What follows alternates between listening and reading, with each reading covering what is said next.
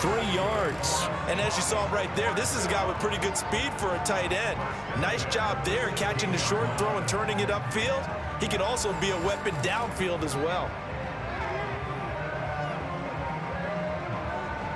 So the big play means just like that, they'll operate from the red zone now on first down. Straight ahead, Walker. And they get to him quickly here as he's stopped right around the 13. A gain of 3, second down. Well, they still have time to get him established, but in my estimation, they've got to pick up the urgency here. They've got to get quickly in and out of the huddle and run off a bunch more plays. They'll fake the handoff. Now Smith. This one goes underneath to Walker. And now they're inside the 10 as he's brought down at the 9.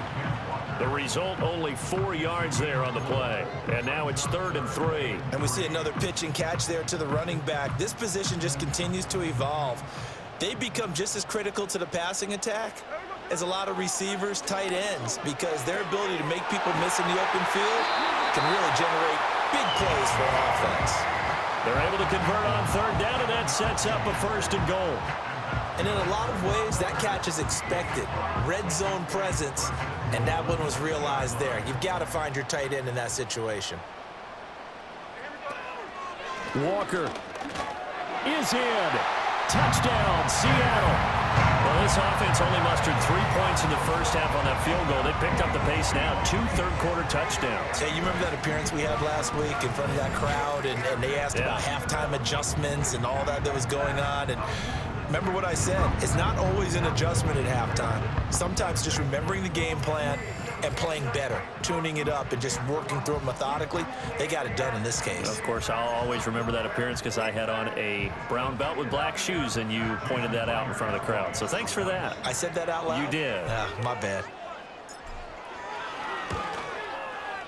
Extra point up and through by Myers. And it's now 21-17.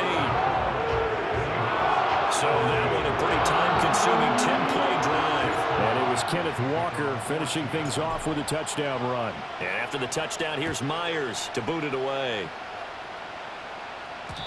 And no chance to see a return on the dynamic kickoff. They'll move this out to the 30-yard line. The Niners offense and Brock Purdy getting ready for this next possession.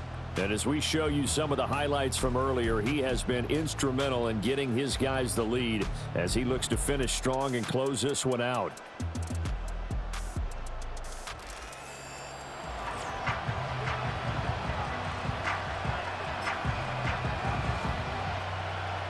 The San Francisco offense ready to start their next drive.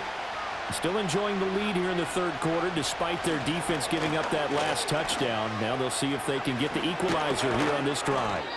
And they bring him to the ground just shy of midfield. 40 yards rushing for him now on what was his 10th carry of the ball game. Sometimes it's hard to believe, but there are times this game is about patience, isn't it?